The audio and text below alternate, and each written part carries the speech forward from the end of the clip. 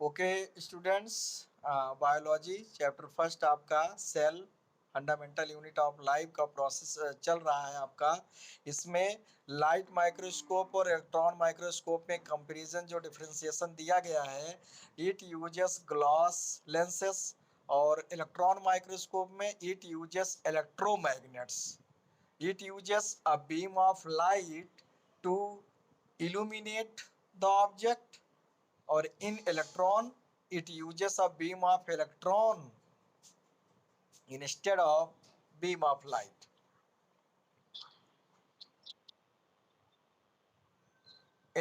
Beam of electron instead of light, light की जगह पे इलेक्ट्रॉन के पुंज को इसमें से लाइट के रूप में यूज किया जाता है, समझे ना।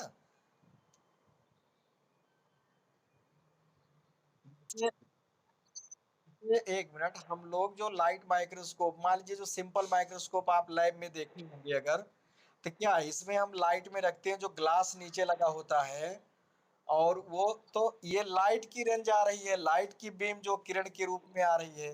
और इलेक्ट्रॉन माइक्रोस्कोप में, इलेक्ट्रॉन माइक्रोस्कोप शायद अभी है नहीं हम लोग के पास में। इंटर के लैब में भी जो है, फिजिक्स वाले लैब में है, लेकिन वो इलेक्ट्रॉन माइक्रोस्कोप नहीं है। तो इसमें जो होता है, लाइट की जगह पे बीम ऑफ इलेक्ट्रॉन, मतलब इलेक्ट्रॉन प्रोटॉन ये सब आप जान रहे हो ना क्या है। हाँ, तो उसके इलेक्ट्रॉन, हाँ, तो इलेक्ट्रॉन के बीम को भेजते, चूंकि लाइट भी तो किससे बना है, वो भी तो एटम से ही है, फोटान। लाइट क्या है? हाँ, तो फोटान जो है एनर्जी है उसके, और उसमें भी ये होते हैं, तो उसके रूप में मतलब किया होता है पास। और इसमें आपका internal vacuum is not required, simple या लाइट माइक्रोस्कोप में इंटरनल वैक्यूम मतलब अंदर में स्पेस की जरूरत नहीं होती है, और जबकि इसमें आपका इंटरनल वैक्यूम इज एसेंशियल। तो ये आपका है। तो इलेक्ट्रॉन माइक्रोस्कोप, अरे वैक्यूम मतलब क्या होता है, स्पेस, खाली जगह ना। हाँ,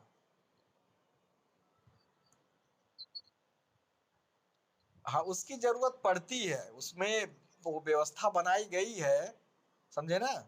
अब चूंकि यहाँ पूरा संरचना नहीं बता रहे हैं, और न संरचना इसमें बताए हुए, तो आपका मतलब क्या है डिफरेंशिएशन, आप जानते रहिए कि लाइट माइक्रोस्कोप में और इलेक्ट्रॉन माइक्रोस्कोप में। चूंकि लाइट माइक्रोस्कोप में हमको हर चीज नहीं दिखाई देती है, सिंपल माउंट ये सब चीजें जैसे हम देखते हैं, लीव्स का कर लिया, रूट का देख सकते हैं, या कोई स्लाइड बनी है। अब इलेक्ट्रॉन माइक्रोस्कोप में उसका करीब 1000 गुना बड़ा करके दिखाई देता है ना। तो जो इंटरनल, जो आजकल जो बड़े बड़े लैब्स हैं, और आप देखते होंगे फोरेंसिक लैब है, वो देखते होंगे आप लोग, अगर कोई सीआईडी वगैरह, उसमें फोरेंसिक लैब हर चीज का पता लगा लेते हैं कि ये है। हाँ, हाँ, देखते हैं। ठीक है। तो अब यहाँ पे एक्टिविटी दिया गया है कि ओनियन पील, ये तो एक्सपेरिमेंट में कराया जाएगा, और ओनियन पील बना के इसको तो हम सिंपल माइक्रोस्कोप से भी देख सकते हैं। देखिए लाइट कंपाउंड माइक्रोस्कोप नीचे लिखा हुआ है, इससे हम देख सकते हैं। ओनियन पील मतलब ये सेल इस तरह से दिखाई देती है, कैसे दिखाई देगी आपका, ये जो डिस्ट्रक्ट दिया गया है, ये डिफरेंट प्रोसेस दिए गए, ये आपका एक्सपेरिमेंट में भी है, क्लास 9th में बनवाया जाएगा फाइल।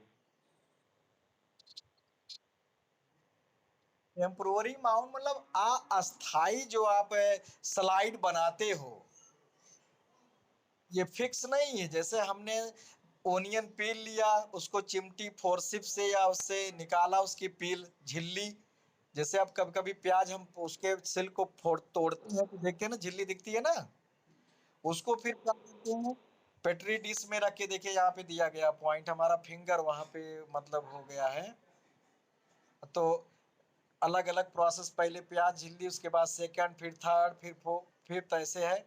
लेकर के उसको स्लाइड पे हम पिन से या ब्रश से पहले उसको पेट्री डिश में रखते हैं वाटर में, फिर उसके बाद उसमें स्टेनिंग करते हैं, कलर सेफ्रेनिन होता है, जिससे थोड़ा उसमें कलर हो जाए। हाँ, या विदाउट कलर को भी देख सकते, तो ऐसे दिखाई देगा बिना कलर के, वो कलर कर देंगे तो हल्का रेडिश और उस तरह दिखने लगेगा। तो इस तरह के सेल्स। हाँ,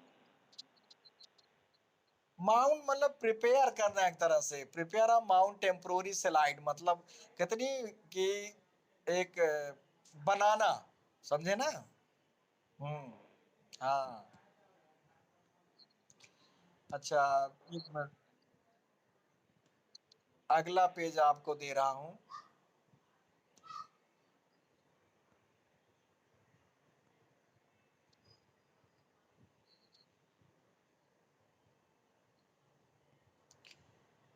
इसके बाद था ये वाला पॉइंट, ओके। अब देखिए इसमें आपका डिफरेंट एक्टिविटीज के साथ साथ मेन आप इस पे आ जाइएगा, बॉक्स नंबर 2.3। ये आपका प्रोटोप्लाज्म क्या है, इसको कहते क्या है। प्रोटोप्लाज्म हमने उस दिन एक्सप्लेन कर दिया था। The content of a living cell contain within the plasma membrane from protoplasm form protoplasm. Protoplasm is usually differentiated into the nucleus and cytoplasm. Means पूरा कंटेंट मिला करके जो सेल के अंदर साइटोप्लाज्म और न्यूक्लियोप्लाज्म दोनों को कंबाइन कर दिया जाए तो प्रोटोप्लाज्म कहलाता है। और यही हमारा जीव द्रव्य है। क्या है? जीव द्रव्य। इसके बाद जीन देखिए, यहाँ पे सेकंड पॉइंट में जीन दिया गया आपका। It is a distinct unit of hereditary information. इसको अनुवांशिकी की इकाई कहा जाता है।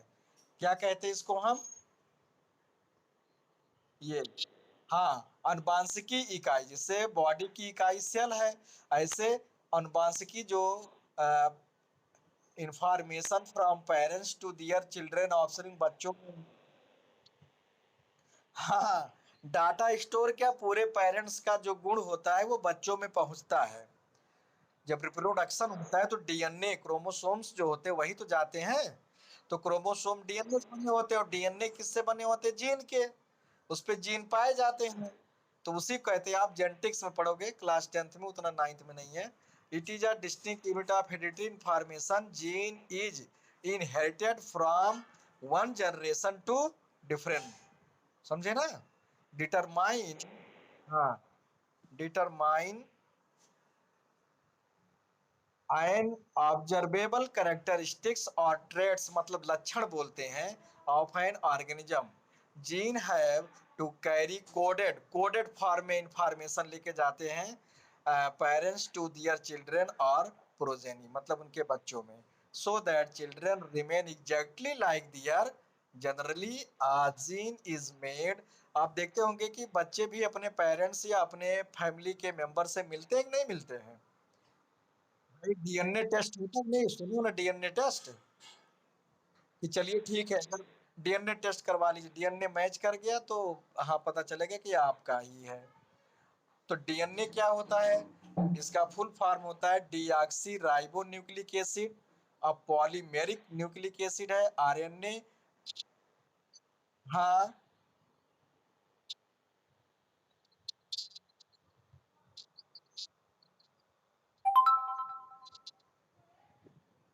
कहाँ पे लिखा है?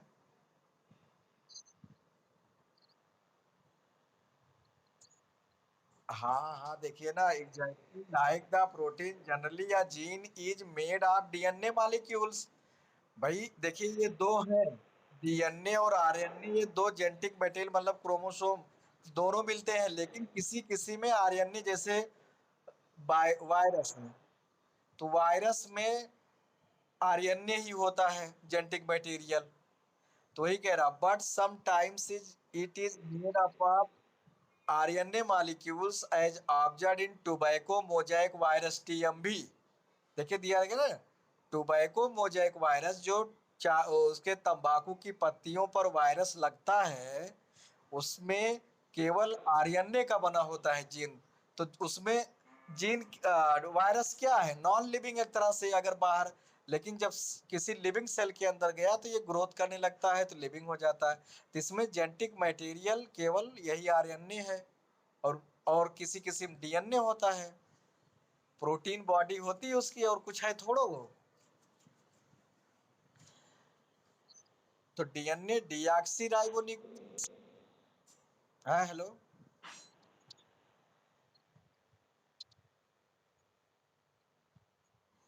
हाँ, तो नहीं, तो आरएनए का केवल बना जो जीन होता है वो बताया तो अभी उसमें टीएमबी में, बाकी मोस्टली जो है डीएनए तो जो जो हमारा ये न्यूक्लिक एसिड है, डीएनए और आरएनए ये दोनों होते हैं, पाए जाते हैं हमारे सेल में, समझे ना। हाँ, तो डीएनए तो न्यूक्लियस के अंदर पाया जाएगा, क्रोमोसोम पे आरएनए जो है, आरएनए ये राइबो न्यूक्लिक एसिड है, तो ये भी उसी में मिलेगा। ये दोनों जेनेटिक मटेरियल है, और जीन जो है मोस्टली ज्यादातर किसके बने होते हैं, डीएनए के बने होते हैं, समझे ना। अब यहाँ पे देखिए दिया गया है प्रोकैरियोटिक और यूकैरियोटिक, तो कई बार हमने आपको इस चीज को बताया है और उस दिन एक्सप्लेन भी कर दिया था। तो नॉन सेलुलर ऑर्गेनिज्म और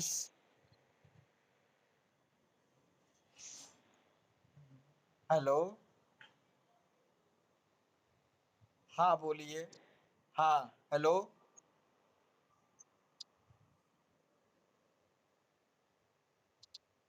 पॉलीमेरिक न्यूक्लिक एसिड मतलब ये पॉलीमेरेज होते हैं, अर्थात बहुलक।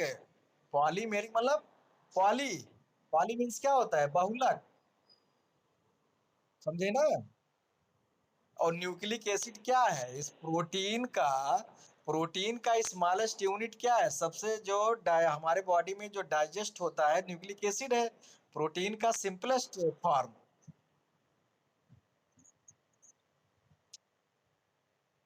क्या, हाँ एमिनो एसिड, तो ये आखिर में बने तो उन्हीं के होते हैं, पॉलीमेरिक न्यूक्लिक, चूंकि न्यूक्लिक एसिड बताया गया न्यूक्लियस में ये बन रहा है, समझे ना, इसलिए न्यूक्लिक एसिड न्यूक्लियस के अंदर में है। तो प्रोटीन के ही तो मेन भाई जो, अभी देखिए ये चीज उतनी समझ में इसलिए नहीं आ रही क्योंकि ये पॉइंट था, इसलिए हमने आपको ये जानने के लिए बताया, लेकिन हम जान रहे थे अभी इस पे क्वेश्चन, चूंकि ये जब आप पढ़ोगे और आगे, तब डीएनए आरएनए क्या चीज है, जेनेटिक्स, समझे ना, उसमें। तो अभी चूंकि इसके बारे में कुछ जानते नहीं इसलिए तो, लेकिन ये हमने इसीलिए कहा कि ये सेल, सेल आप पढ़ रहे हो तो ये जो पॉइंट है इनको आप नोट करते चलिए, तो आप इनका डिफिनीशन जो भी है इनको आप नोट करते चलिए, अभी अपने आगे और अब धीरे धीरे क्लियर वैसे ही समझ में आएगा जब आपको क्रोमोसोम पढ़ाएंगे तो प्रोकैरियोटिक एंड यूकैरियोटिक, तो प्रो और यू कैरियोटिक एक्सप्लेन कर चुके, लेकिन फिर भी देख लीजिए प्रो मीन्स क्या होता है और यू मीन्स क्या होता है। प्रो मीन्स होता है बिफोर, या एक तरह से विदाउट भी कह सकते हो। कैरियन में न्यूक्लियस, जिसमें न्यूक्लियस नहीं होता या न्यूक्लियर मेम्ब्रेन नहीं पाया जाता है। और यू कैरियोटिक मतलब विद न्यूक्लियस। तो कह रहा है नॉन सेलुलर ऑर्गेनिज्म, अर्थात ऐसे organism that do not contain any cell in their body organization like viruses, virus में क्या होता है, lack any membrane and hence do not show characteristics of life until they enter a living। बताया भी हमने कि वायरस क्या एक तरह से नॉन सेल ऑर्गेनाइजेशन है, वो बॉडी के बाहर है तो बिल्कुल।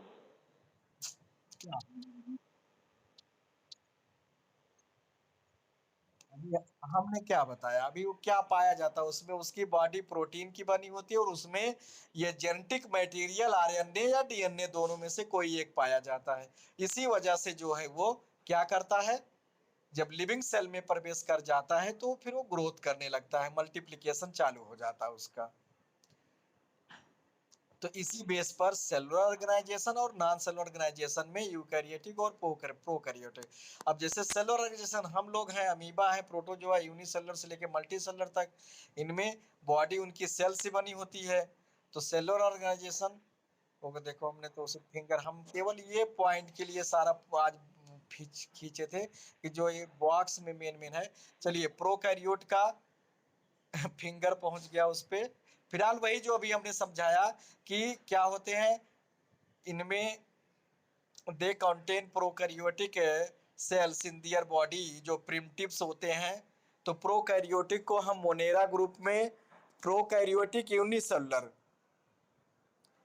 को मोनेरा ग्रुप में रखा गया, जिसके अंदर बैक्टीरिया और ब्लू ग्रीन एल्गी, साइनोबैक्टीरिया ये सब आती हैं, जिनमें न्यूक्लियस नहीं पाया जाता या न्यूक्लियस के चारों ओर मेम्ब्रेन नहीं पाया जाता। ओके।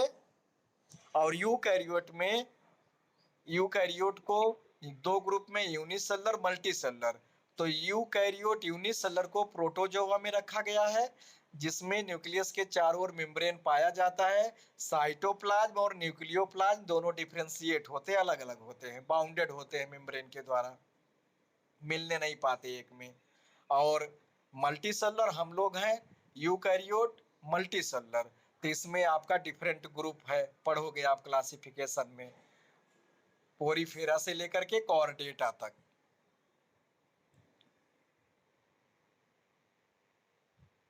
क्या? हाँ, न्यूक्लियाइड तो, न्यूक्लियोइड ना, तो यही देखिए अभी क्या दिया गया था, consist of a single chromosome which is in direct contact with the cytoplasm on the region in the cytoplasm का न्यूक्लियाइड, मतलब सिंगल क्रोमोसोम जो होता है उसको न्यूक्लियाइड बोलते हो आप। ये प्रोकैरियोट में इंक्लूडिंग आर्की बैक्टीरिया, बैक्टीरिया, साइडोबैक्टीरिया माने ब्लू ग्रीन एल्गी, ये सब रखे गए हैं। नेक्स्ट पेज आपका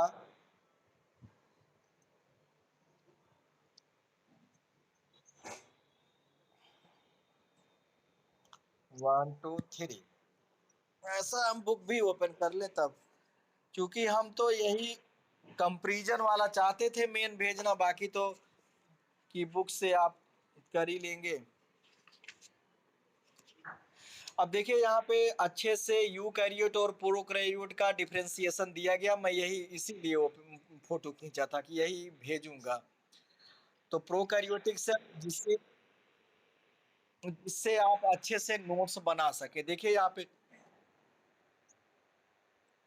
हाँ हाँ, देखिए ये typical prokaryotic cell of bacteria, ये बैक्टीरिया का दिया गया। इसमें देखिए अगर न्यूक्लियस दिख भी रहा है तो कोई मेम्ब्रेन बाहर नहीं है, सबसे बाहर लेयर है जो साइटोप्लाज्म की, मतलब वो है सेल वॉल है, उसके बाद फिर मेम्ब्रेन है, फिर अदर पार्ट्स इसमें ribosome attach to plasma membrane, chromosome, capsule, cell wall, plasma membrane, cytoplasm, flagella, R M R N A, messenger R N A, ribosome produce cytoplasmic mesosome, thylakoid. Thylakoid मतलब क्या पाया जाता है, thylakoid जो होता है ये क्लोरोफिल का शो करता है, और क्लोरोबियम बेस्ट।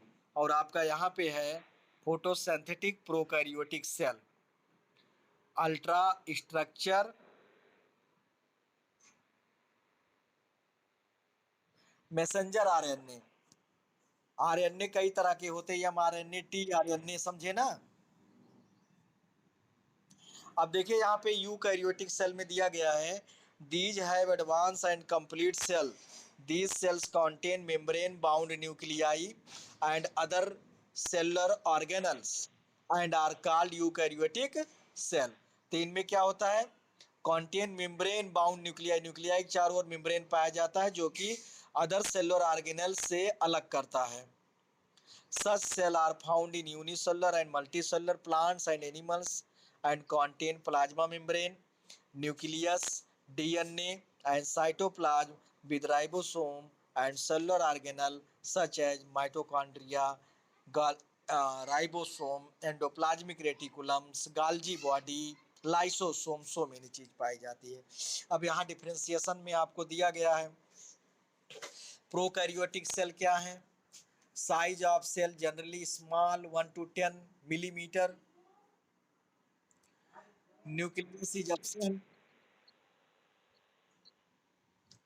अरे ये बिना देखे, लेकिन ऐसे आंखों से थोड़ो देख पाओगे।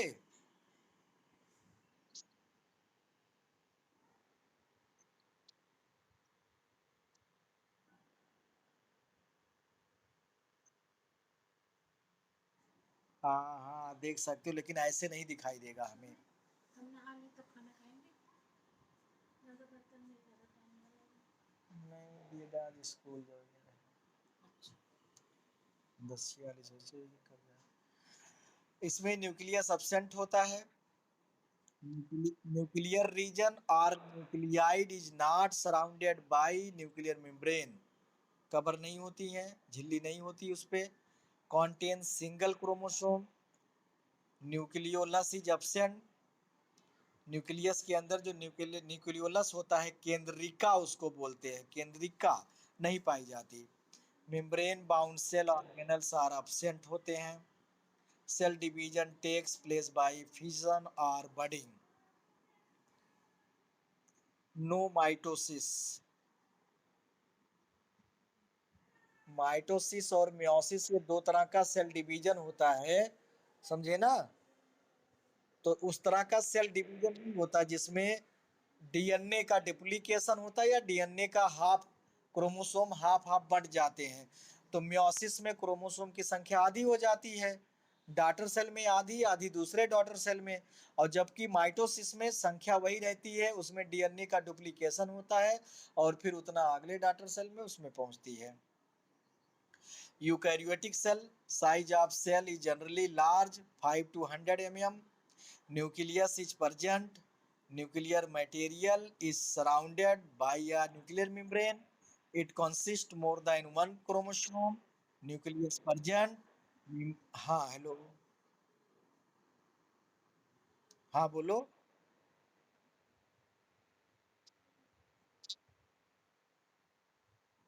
तो कुछ क्लियर ही नहीं हुआ, क्या बोले तो क्या मैं बताऊं।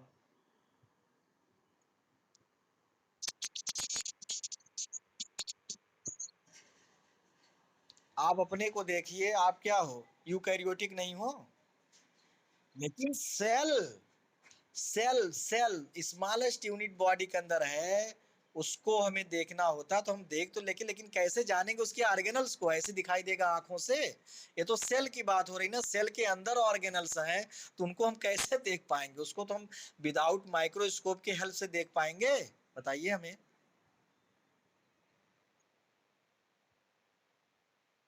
भाई सेल, अभी एक मिनट, लार्जेस्ट सेल हमने क्या बताया था, ऑस्ट्रिच ओव्यूल है ना, अंडा, तो उसको नहीं देखते हो आप। नर्व सेल निकलवाया जाता उसको भी देखते हैं। ब्लड है, हाँ तो उसको देख सकते हो। चलिए ठीक है, थोड़ा समझिए हर बात में क्वेश्चन नहीं। और चूंकि वीडियो बन रहा है, और यहाँ पे देखिए एक बैक्टीरिया, प्रोकैरियोटिक सेल बैक्टीरिया दिया गया है, और यहाँ पे टिपिकल यूकैरियोटिक सेल दिया गया जो हम लोगों के अंदर मिलता है। ये है आपका 3D मॉडल है ये दोनों। तो ये आपको तो पिक्चर में साफ साफ दिख रहा, पढ़ लीजिए क्या क्या मिलता है इसमें। अगला पेज आपका, अभी हम भेज देंगे ग्रुप में सब इसको, फोटो सब। लेकिन सेव कर लीजिए, प्रिंट करवा लीजिए। हम थोड़ा केवल बॉक्स के चक्कर में इसीलिए पूरा पूरा नहीं किए, नहीं तो। अब देखो इसका भी हमने पूरा नहीं भेजा था। अब यहाँ पे देखिए डिफरेंशिएशन आ गया जो आप कह रहे थे, न्यूक्लियस क्या और न्यूक्लियाइड क्या है, तो इसको पढ़ के अच्छे से समझ सकते हो। It is larger in size, और न्यूक्लियाइड में it is comparatively smaller in size. दूसरा, it has covering of double membrane, और it a covering membrane is absent, nucleoid में एब्सेंट होता है। It lies free in the cytoplasm, cytoplasm में free, ऐसे ये भी तैरता है एक तरह से, जबकि ये मेम्ब्रेन से बंधा होता है, मिक्स नहीं होने पाता। न्यूक्लियोलस प्रेजेंट होता है, इसमें एब्सेंट होता है। DNA contains its equal to two or several DNA molecules. Its DNA content is equal to a single single DNA molecule का बना होता है, केवल एक डीएनए मॉलिक्यूल का।